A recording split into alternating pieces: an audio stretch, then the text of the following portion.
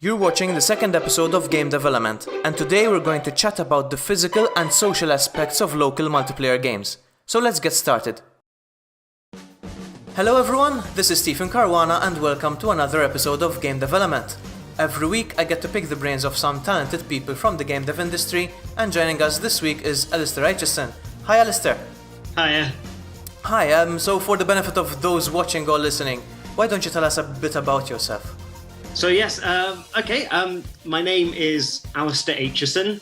I'm based in Bristol in the UK, and I work as a kind of one-man team as an indie developer. So I do all the art, do all the coding, do all the design, and also run all the kind of, business side of things and, everything that comes with it, I guess. And the big focus of a lot of the work that I do is local multiplayer games. So not just sort of games where two people play on a shared screen, but where people, share a physical space, be that a touch screen or, be that a series of buttons sort of dotted around a room, and are encouraged to make physical contact. Because I'm a big believer that when we make physical contact in games, that it brings us closer together and it gives us an experience we wouldn't have otherwise. Interestingly though, because quite rightly so, you're mentioning that you're focusing on the physical aspect of local multiplayer games, but I hadn't met you yet, and I was sitting behind you during a talk at some event, I think GDC Right. Europe, and the person next to me leaned in and pointed you out and said, he whispered kind of, "See that guy? That guy's a mathematical genius," he said, and I remember thinking to myself, why is he bringing this up? Such a random thing to say. But then I kind of I met you and eventually, and we got to talking, and I found out that you've got a kind of a mathematical academic background, right? Yeah. But I kind of half expected to see games with equations and kind of, why is he bringing this up? And it got me curious on what got you into designing local multiplayer games. I mean, specifically with your own particular brand of mechanics, very physical and verbal. Yeah. Now it's funny because no one ever seems to mention the maths. It's on my business cards and stuff like that. I've got a master's degree in mathematics. I kind of specialised in, what was it? It was, number theory and algebra and stuff. And if anyone ever wants to, talk to me about the Mordell-Weil theorem, then, I'm your guy. But really, I kind of, I studied at Warwick, and then I spent a year at one of the Grandes Écoles in France, and I was, big into mathematics. But kind of towards the end of my undergrad, I kind of decided that my passion was for video games. That, it was the thing that I always talked about, and people tried to stop me talking about it and they wouldn't be able to. And it, made me realize that actually that's where my real passion was. So, after university, I decided to, go back home and start my own business from home and start making video games and try to make a career for myself as a game developer. And it was something I'd been doing as a hobby for about 8 or 9 years prior to that. So it was a kind of natural fit, and it was actually university that got me even more passionate about it, because it got me making games with other people. So through that process, I made a game for iPhone called Greedy Bankers, which was a kind of puzzle game. And then that game evolved into Greedy Bankers versus the World, which was for iPad. And that game, took the same puzzle mechanics. And you can see the kind of, the puzzle game kind of thing. That's very kind of logical, sort of rational, numbers-based thinking, strategy-based thinking. The maths still shines out through. Yeah, mechanics imply other mechanics, imply other mechanics, lots of causality and stuff like that. And so it's funny that kind of still, that was still all there. But I was working on this multiplayer version of it, very much inspired by games like Puyo Pop Fever, which had, amazing multiplayer modes in them. And I was halfway through developing it, and I had the board split into two sides. So you had your puzzle on your side of the screen, your opponent their puzzle on their side of the screen, and it was all to do with matching these colored gems together. And you group them together, they become bigger and bigger, and then you choose to cash them in by tapping them, and that gets you lots of money. And you're trying to race to make a profit before your opponent. So anyway, in the multiplayer mode, because I was lazy, I just did both the player 1 and player 2, put them on the same board and just put a line down the middle to test out if it would work. And then I realized that people could just reach over to their opponent's side of the screen and steal gems from each other. And it was completely accidental, but people really enjoyed doing that. So I decided, well, what if I add a points bonus to everything you steal? So every gem that you steal doubles in value. And then people like doing it even more. And, it was this thing that was there. People had enjoyed the original Greedy Bankers on iPhone, but, when they started stealing from each other on the iPad, their eyes lit up. And there were lots of reasons for it. People liked the cheating. People, not only felt that they were getting one over on each other, but they were also getting one over on the iPad, which could do nothing to stop them. Yeah. And so, you've got this empowering sense of mastery over the technology, which is brought in by cheating in the physical space. And then you'd see people, start to arm wrestle over the game. I took it to Game City in Nottingham, and I had this, there were these two guys, they must have been about 17, 18, and they got so competitive over it that they actually started wrestling on the floor. And one of them pinned the other guy down on the floor and then ran back to the iPad, which had been left on the table, to finish up the game and win. And, it was like seeing things like that going on. And I'm thinking, there's something really special in here. The fact that people are making physical contact is causing them to open up socially. It's causing them to try and make each other laugh. It's causing them to actually care about who the other person is on the other side of the board. Because if if we're playing, say, Mario Kart or something, and you've got your controller, I've got my controller, but really we may as well be playing against smart AI. There's a few moments here and there where our personalities are going to go into it, and I'll be going, oh, he loves banana skins, so I know there's going to be banana skins ahead of me. But those elements are few or far between.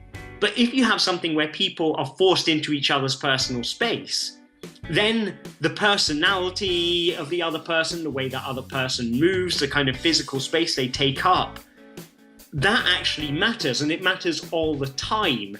And it's a kind of, it asks you questions as a player that you don't normally get asked by games, which is, negotiating these physical spaces, and when is it and isn't it okay to touch each other, and then the incentive to break those rules and push them a little bit beyond what was previously okay. It opens you up personally. Essentially, it extended the game way beyond the screen itself. So it's, as a game designer, now you need to keep that, as you're saying, you have to keep that in mind, and it's a tricky thing to do. I mean, you're now focusing on how people are going to interact with each other, not just with the game. Yeah. And that's definitely been the question that's gone on to guide most of my work since. Because, I think perhaps by virtue of the fact that the best bit of Greedy Bankers versus the World came in accidentally, was that coming away from it, I thought, this is really cool to see all this stuff happening, but this isn't the best game for making this stuff happen, because you have this puzzle mechanic on top and things like that, where you don't get into the real fun of cheating unless you know the mechanics of the game, or, the cheating makes the mechanics of the game seem arbitrary. There's this kind of, it's one or the other, and what you really want, it's only, for certain people get to experience the in-between, which is where it comes alive. So I followed it up with a game called Slamjet Stadium, another iPad game, which was a kind of futuristic football on hover bikes. And that was essentially the idea was that you could grab your opponent's characters instead of your own and like throw them into traps or force them to score own goals, and it was that kind of play. And the whole idea behind that game was saying, well, I want a game that encourages just as much physical contact. I want both players to have full roam of the whole board all the time. I'm going to design the level layouts and the way the characters move and the power-ups and things to force players into situations where they're going to, be getting into each other's personal space. But I don't want the stalemates that end up when you've just got, two people who are really strong just duking it out, and the game may as well not be there. And I don't want to have these situations where you've got one person who's strong and one person who's physically weaker, and and it's obvious that the stronger person is going to win. So the design of the game, is all about these physics-based characters bouncing around the screen, and that was to make sure that there was always an opportunity to win by being smart rather than being strong. And then off the back of that, I started work on Happy Sabotage, which was a game designed for these big 27-inch touchscreen devices, which incidentally has just gone live at the Game Science Center in Berlin, which I'm really excited about. They're showing it at their museum up there. And what I wanted to do with that was take these big screen devices and make a game that would support as many people as you could fit around the screen at the same time. So the game it technically supports as many as 52 players all on the same screen. And it's the game, everyone's given a playing card to look for with a picture on it. So they could have a lemon or a bee or a traffic cone or a mug of coffee. And they have to find the card on the screen, which is a nice and simple to learn. Cards come in different patterns, they swirl around, they might flip over and change their symbols every so often. Everyone's got a bad version of their card, so if you want to be mean to your opponents, you can look for their bad versions and take all their points away from them. All of these kind of things coming into it. But the design, it's also split into these individual rounds. So every second round, the rules change and you have to deal with something different. So now you're not just looking for your card, you're trying to drag it out of the path of an enemy that's bouncing around the screen. Or everyone's card, whoever's card gets tapped the fewest times wins the game. So you're trying to tap on everyone else's but not let anyone tap your own card. And all of these are put in to make sure that there's always a new opportunity for someone to win. There's always something, a change in dynamic happening all the time that allows people, if you've got 7 players and you've got one person who's,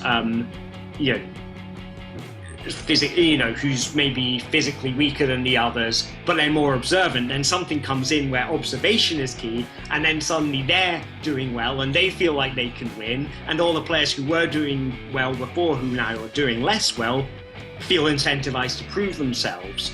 And it's funny, the amount doing these games has taught me about, how you can use pacing and, your kind of assumed knowledge of what people already know about your game and what they don't know, how you can use that to make people stay involved from beginning to end and loosen up socially and all that. So it's been incredible. You're basically touching on sociological aspects here. So and I remember thinking to myself when I played Happy Sabotage, I believe it was you, myself, and Andy Touch, we were in the Unity booth, I believe. Yes, and that's at Gamescom. Yeah, and I remember saying, look, this is such a simple game at face value, but realizing after we've played it, when kind of everything, the hecticness and trying to beat each other, it all subsided, and I started thinking about it, it was very clear how much deeper the thought behind it. So it's not just, as you're saying, it's not just putting images on screen and just pick yours. It involves a lot of thought. And going into physical multiplayer, so not just local multiplayer, but the physical aspect of that, kind of made me realize that the key, as you're saying, is to keep it simple at face value, but behind that is like a duck kind of paddling real hard under the water. The design process involved in that is phenomenal. And so how do you wrap your head around, how do you work with such criteria? How do you keep yourself grounded? I mean, the tendency for many people is to kind of go, let me make this a bit more complex. That would make it more fun, but obviously it's not always the case, as very evident from this example. How do you keep yourself revolving around that simplicity, that complexity in thought, but simplicity to play, yet varied at the same time? It's funny, I mean, we hear sort of keep it simple, stupid is a kind of mantra that we hear all the time, and it sounds so smart on paper, but simplicity is a very complicated thing to achieve. Yeah, but it's a very, nebulous, amorphous kind of idea. And to be honest, like, there's two, I guess two big things that stick in my mind. The first thing is that with local multiplayer, and especially when you've got that physical element to it, when you've got, the physical element, I'll go on and explain this in a second. When you've got local multiplayer, there is no such thing as too simple, because you're not trying to beat a system. You're not trying to beat a computer. You're trying to beat other human beings. So if it's simple for you, it's simple for them as well. So it's going to be just as challenging as it was if it was hard for both of you. So you can never worry about something being too simple, because the other people in the game are going to account for that. They are going to balance it out. I guess, the physical side of it, and it balances itself. I guess. And it's a level playing field, basically, and it's so obvious once you say it out loud, but you don't realize it unless you just pointed it out, and that's a very powerful thought. I mean, we're not creating AI. You've got all the intelligence you need right next to you in the room, basically, and that's an amazing thing to realize. Yeah, and there's another sort of mantra that I learnt it off the back of Happy Sabotage and have applied it to my games since, which is the purpose. My purpose as a game designer is not to create interesting systems. It's not to create, clever gameplay that, makes people think and things like that. My purpose as a game designer is to create interesting social situations. So your thinking isn't in terms of, what's going to be an interesting set of mechanics, and try and work out what's my optimal path through this problem. And that's kind of standard problem design and game design as I see it. But really, what you should be thinking about is, how is this going to make people react? How is this going to make people react to each other? Can I think of ways to force people into situations where they're going to be reacting to each other in ways they wouldn't do otherwise? So with the touchscreen, for example, there's ones which involve a lot of rapid tapping on one section of the screen. I've got ones which involve people reaching over each other to get to stuff, and then I've got the main game mode, which is simple observation. You see it, you tap it. And what these are doing is they're all designed to make sure people get into each other's way in different ways. And that's actually what I'm doing. And some of them are fast-paced, some of them are slow-paced, some of them you have to pay attention to who the other people are. Sometimes the other people in the room are just, fleshy obstacles for you. And all of those are different interpersonal interactions, and that's what the job of the game designer, at least in the kind of games that I make, is to do. Is to put people in situations where they're going to interact with each other in a way they weren't before, and then put them in a new situation. and then put them maybe in the old one where they feel safe again, so they know what, and then put them in another new one. That to me is what it all comes down to. It's about, what is the sensation of play and what are the social dynamics going on, rather than what is the problem that the player is trying to decipher. You're designing the game to funnel the interaction rather than for the game's sake, basically. So it's a means to the ultimate end. The game is a means to an end. Yeah, definitely. The game is the facilitator. That's why I always say it facilitates play, but it isn't the object of play itself. The thing that's actually genuinely fun about Happy Sabotage isn't what's going on the screen. It's who you're with. And if the game is forcing you to pay attention to who you're with, then that's what's special. That gives you a different experience to what you would have with most games, and I think people respond to that. And it's a perfect example of how games are not always antisocial. In this case, they facilitate and bring out the social aspect. And maybe if someone is a bit shy, kind of you ignore all that and bring the person out and kind of leverage fun aspects of everyone's character, competitive aspects and hopefully not angry ones, and kind of bring them all out. I think games, even competitive games, my games so far have all been competitive rather than cooperative in local multiplayer. But competitive play, doesn't mean that you can't be nice. But what it means for a lot of people is people who tend to be maybe a bit quieter, maybe a bit more shy, or maybe just plain nice. And I like to think of myself in that particular category, but I'm sure there's plenty of people who will tell you I'm a horrible, horrible person.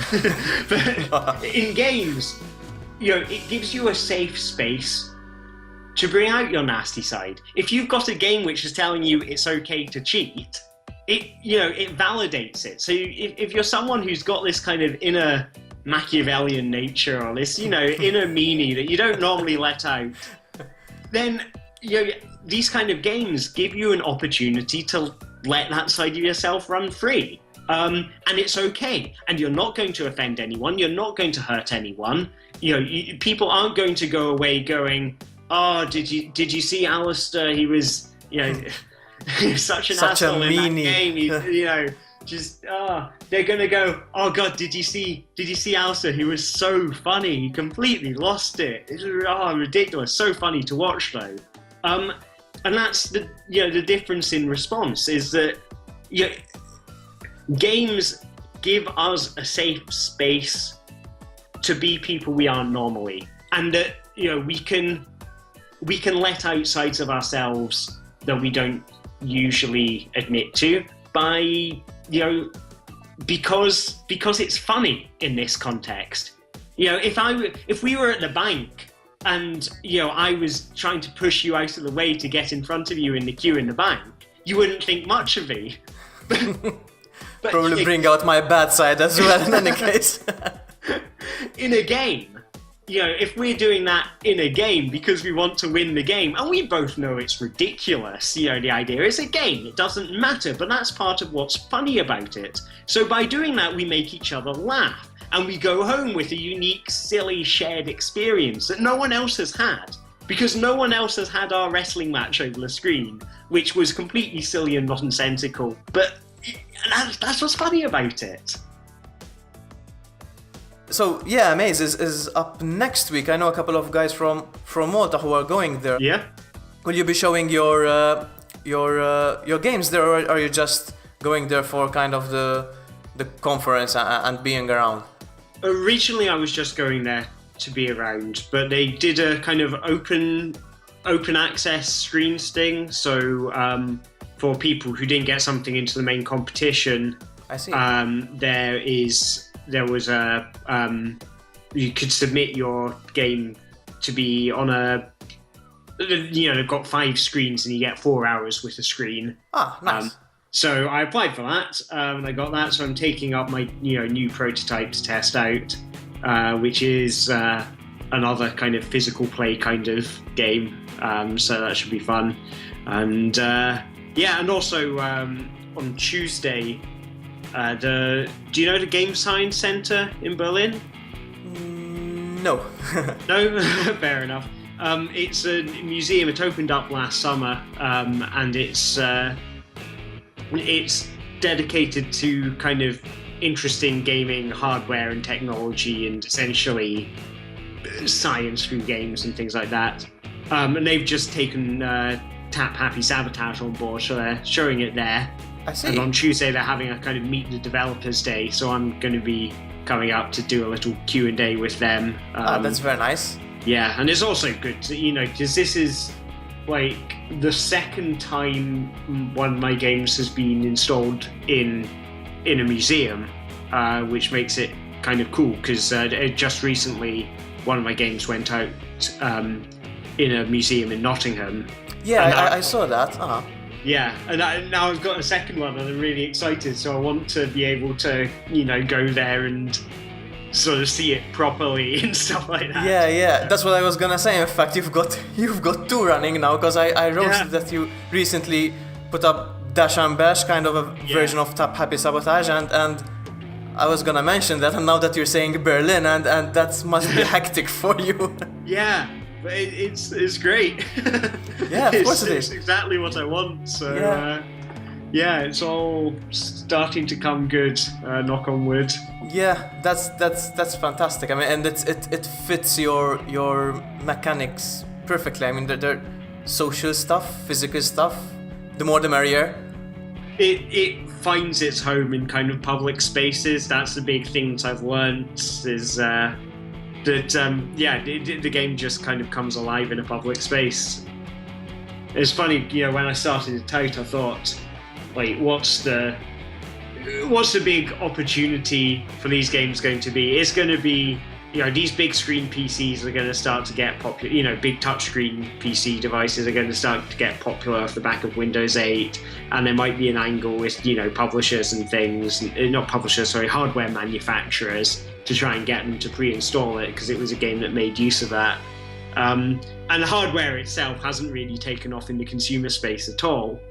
But museums are starting to get their hands on them, and all of that. They're starting to appear not in the home, but in like public venues, and that's what gets it really exciting. Because not only is that a space where, well, I guess, it's different to the home. You're not kind of competing for attention with, the many games on mobile, but also that these are spaces which are like public. And it's a different audience as well. It's a new kind of thing, different niche. So it's very interesting from that aspect as well. Yeah. So, Alistair, what should we expect to see from you over the coming weeks, and where can we follow you? Right. Okay, so in terms of where to find me, my Twitter handle is Aitcheson, which is lovely and easy to spell. I'll stick the links in the description. In terms of what's next from me, I'm going to be at GameDevElement in Utrecht in the middle of May with my new game, which I'm working on, called Codex Bash, which is a kind of an installation game with these 4 wireless buttons that involves a bit of logical puzzle solving, a bit of running around, and the challenge is very much to see how well you can solve relatively simple logic puzzles when you're tired out from running around.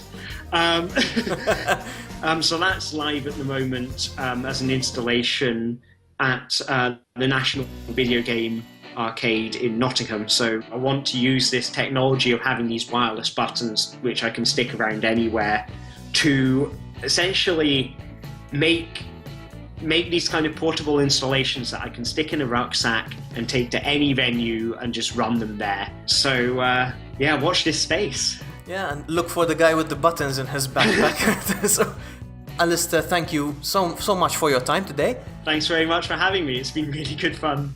Guys, make sure you follow him. The links are all in the description below. Click on the subscribe button so you don't miss future episodes of Game Development, and leave any questions or suggestions in the comments section below or on Twitter. And that brings us to the end of this week's episode, but I hope you'll join me again next week for another Game Development chat. Thank you all for watching, and I'll see you all very soon.